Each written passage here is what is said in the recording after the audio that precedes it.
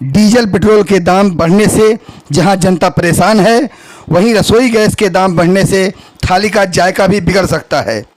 पर इससे कहीं ज़्यादा जनता परेशान है कोरोना महामारी के दौरान नेताओं के स्टंटबाजी से। हाई कोर्ट द्वारा जारी गाइडलाइन के बावजूद कुछ दिन पहले ओबीसी आरक्षण के नाम पर भाजपा वालों ने कोरोना गाइडलाइन की धज्जियां उड़ाई, तो आज महाराष्ट्र में सत्तासीन अघाड़ी सरकार की मूल घटक राष्ट्रवादी पार्टी के लोग अपनी राजनीति चमकाने के चक्कर में हाई कोर्ट के गाइडलाइन की धज्जियां उड़ा रहे हैं। आप लोगों को यह जानकर हैरानी होगी कि मोदी विरोध कर रहे कई निषेधकर्ता कुछ दिन पहले भाजपा में ही थे। त्यांना फक्त त्यांची तिजोरी कशी भरायची आहे एवढंच कळतं। सर्व भारतभर सर्व विरोधी पक्षांनी या ऑइलच्या ज्या प्राइसेस वाढलेल्या आहेत त्याच्यावरती वेगवेगळ्या पद्धतीनं आंदोलन केली आहेत, परंतु सरकार एकदम धिम्मा है। आइए देखते हैं कुछ दिन पहले ही भाजपा से राष्ट्रवादी कांग्रेस में आए आसिफ शेख का क्या कहना है। आसिफ भाई सर, ये आपका जाहिर निषेध ये जाहिर निषेध क्यों है? आज पूरी कांग्रेस पार्टी इकट्ठी हुई है। सर देखिए, जब से मोदी सरकार इस देश में राज कर रही है उसी दिन से लेकर अब तक छोटे मोटे वर्ग के लोग, गरीब हुए, फेरी वाले हैं, झुग्गी में रहते हैं, चाली में रहते हैं, मिडिल क्लास के लोग हैं, ये सभी और छोटे व्यापारी, ये सभी लोग परेशान हैं कि इतनी महंगाई बढ़ गई है, लोगों को काम धंधा नहीं है, रोजगार नहीं है। और जो खास तौर पे जो हमारे महिला वर्ग के लोग हैं उनको भी काफ़ी, सभी को तकलीफ है कि आज गैस का जो भाव है वो 60 रुपये था, 60 रुपये से आज 103 रुपये तक हो गया। उसके बाद में पेट्रोल के भाव जो है, पेट्रोल के भाव जो है गगन मतलब आकाश को छू गए हैं। जो पेट्रोल का भाव जो था आज पेट्रोल का भाव देख रहे 106 रुपये तक हो गया है। तो इस तरह से जो दिन पे दिन महंगाई बढ़ती रही है। और पहले जो बीजेपी के जितने भी लोग नेता थे, थोड़ी भी महंगाई बढ़ जाती थी तो तुरंत रास्ते पर उतर के आंदोलन करते थे, इस्तीफा की मांग करते थे, सरकार को बदनाम करते थे। अभी वही सत्ता में आए हैं, फिर भी कोई भी बीजेपी का नेता सामने आके जनता के साथ खड़ा नहीं हो रहा है। तो ये सरासर जो है जनता समझ रही है कि भाई ये जो बीजेपी सरकार जो है सिर्फ और सिर्फ व्यापारियों का भला करने के लिए आई है, उनको आम जनता से कुछ लेना देना ही नहीं है। ये दो जोड़ी जो है केंद्र में, ये दो जोड़ी ने पूरी देश की जो है नैया डुबाने का काम लिया है। एक भी नया कोई प्रोजेक्ट देश में आप देख रहे नहीं है।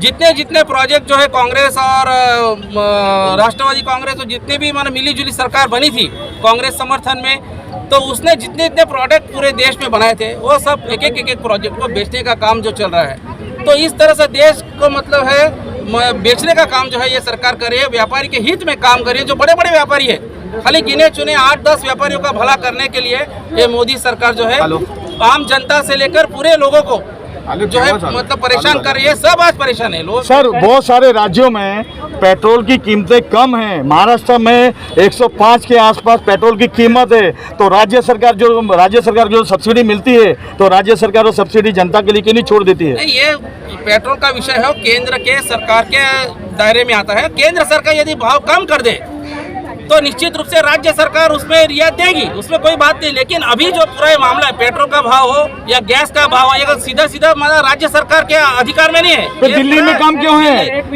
राज्य सरकार इस पर निश्चित रूप से जो काम करना है निश्चित रूप से काम कर रही है। केंद्र का विषय मामला, केंद्र इस पर ध्यान दे। तो इसमें राज्य सरकार को पहल करना चाहिए ना कम करने में भाव। नहीं, राज्य सरकार तो हमेशा जनता के साथ रही है ना। आप देख रहे हैं राज्य सरकार जो ये 3 पार्टियों की सरकार है महाराष्ट्र में, उसका नेतृत्व जो है शरद पवार जी कर रहे हैं, उद्धव ठाकरे जी कर रहे हैं, कांग्रेस के बाला साहब थोरात जी कर रहे हैं, राष्ट्रवादी के अजित पवार जी कर रहे हैं। तो ये सरकार जो है पूरी जनता के समर्थन में है, लोगों के समर्थन में, किसानों के समर्थन में है, गरीब जो मजदूर है उनके समर्थन में है, सभी के समर्थन। महाराष्ट्र में भाव क्यों पेट्रोल के ज्यादा है? ज्यादा महाराष्ट्र में रेट पेट्रोल का कम ज्यादा क्यों है? नहीं, ये आज का भाव 104 रुपये 35 पैसा है। सरकार का देखो, पेट्रोलियम विभाग जो है वो राज्य सरकार विभाग नहीं है ना। पेट्रोलियम विभाग जो है केंद्र का विषय है। लेकिन राज्य सरकार, आपको मैं पहले याद दिलाना चाहता हूँ कि आपका ये क्वेश्चन था कि केंद्र 2 मिनट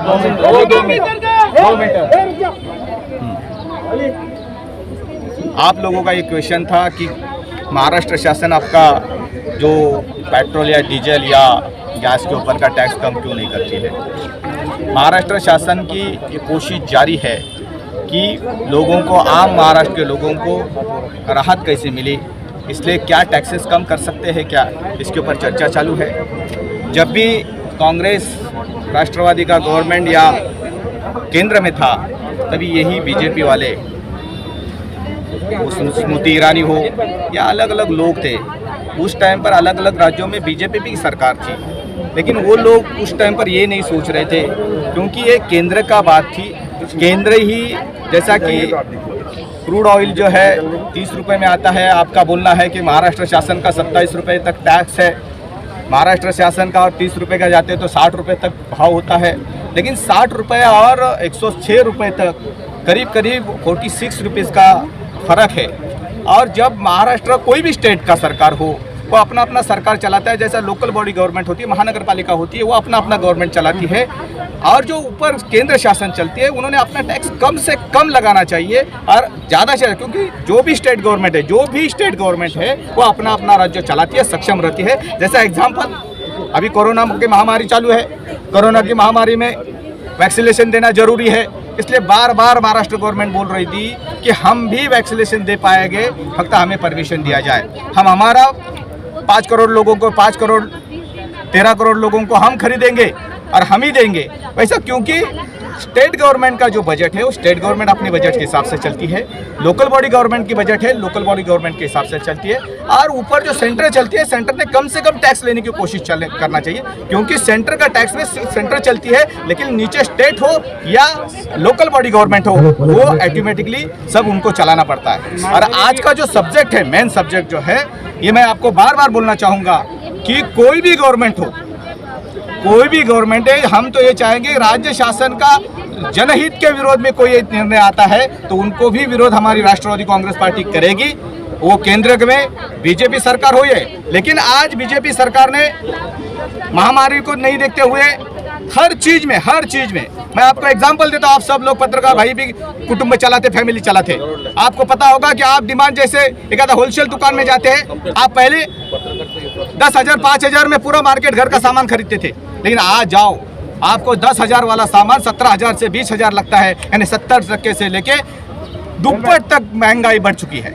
और ऐसी महंगाई बढ़ रही है, आम जनता उसमें से मर रही है, आम जनता के अधिकार के ऊपर गाला डाल रहे हैं। तो इसलिए हम चाहते हैं कि उस सरकार को उनका टच करने के लिए, उनके तक हमारा संदेश, आम जनता का संदेश पहुंचाने के लिए हम ये आंदोलन, जन आंदोलन ये कहीं चुनावी स्टंट तो नहीं है? एक मिनट सर, ये चुनाव को नजदीक देखते हुए कहीं ये धंधा नहीं हो रहा है? सवाल इस बीच आम जनता यह सोचने पर मजबूर है कि चुनाव आते ही जिन नेताओं को जनता की याद आने लगती है, वही कोरोना महामारी के दौरान मोबाइल बंद कर घरों में छिपे बैठे थे।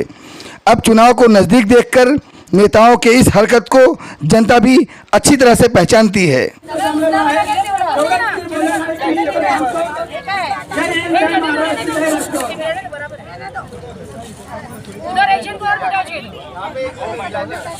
राष्ट्रवादी कांग्रेस पार्टी मीरा महेंद्र साहब जिला आज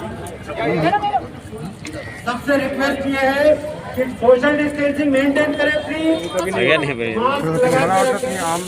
आज हम महंगाई के खिलाफ अपने शहर में उतरे हैं। पेट्रोल डीजल का दाम हर दिन बढ़ रहा है, रसोई गैस का दाम सडनली 25 रुपए सिलेंडर के ऊपर एक साथ बढ़ाया गया, जिससे सिलेंडर लाना गरीब आदमी के लिए मुश्किल हो गया है। गरीब आदमी न सिलेंडर ला सकता है, न केरोसिन जला सकता है, स्कूल में बच्चों का एडमिशन नहीं करा सकता। आज महंगाई इतनी बढ़ गई। आइए देखते हैं, पहले राष्ट्रवादी में रहे मोहन पाटिल कुछ दिन पहले ही भाजपा में प्रवेश किए और चुनाव को देखते हुए दोबारा फिर राष्ट्रवादी कांग्रेस में गए, उनका क्या कहना है? आंदोलन किया गया ये बात अलग है, आंदोलन किया गया ना, आंदोलन हो गया है। आप पत्रकार बंधु हो या पुलिसकर्मी हो या शासकीय कर्मी हो या जनरल पब्लिक हो, सभी को जिस तरीके से घर में जो मार बैठ रही है, स्कूली बच्चों को पढ़ाने के लिए हो या नौकरियां करने के लिए हो, फेयर हो, पेट्रोल हो, डीजल हो, गैस हो, चावल हो, अनाज हो, या सभी चीज़ों में जिस तरीके से महंगाई जो बढ़ गई है, वो महंगाई को देख के लोग आंदोलन के लिए उतरे हुए हैं। आंदोलन करने के लिए कोई आए नहीं है, यह आंदोलन पैदा हो गया है सेंट्रल गवर्नमेंट में जो टैक्सेस बढ़ाए, जो महंगाई बढ़े, उसके खिलाफ आंदोलन हो गया है। राज्य सरकार की जिम्मेदारी है, लेकिन राज्य सरकार जिम्मेदारी चलाने के लिए जो जीएसटी जैसे टैक्सेस है, वो टैक्सेस कहाँ भी मिल रहे हैं हमें? जो जीएसटी, जो करोड़ों हजारों करोड़ रुपए जो जीएसटी हमारी हक का जो पैसा पड़ा है, वो कहाँ भी अभी मिल रहा है? और वो जो नहीं मिल रहा है, वो जो मिलेंगे तो टैक्स में राहत करेंगे ना।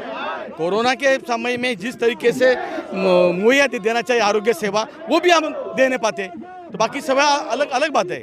इसीलिए आज जो भी सेंट्रल गवर्नमेंट का जो टैक्स हमें मिलेगा, उससे इसमें हम राहत आगे जाके दे सकते हैं अपन। ऐसे में जनता को चाहिए कि मनपा चुनाव के दौरान नेता ना चुने, बल्कि सच्चा हमदर्द चुने, जो एक आवाज़ पर आपके सुख दुख में शामिल हो सके। धन्यवाद।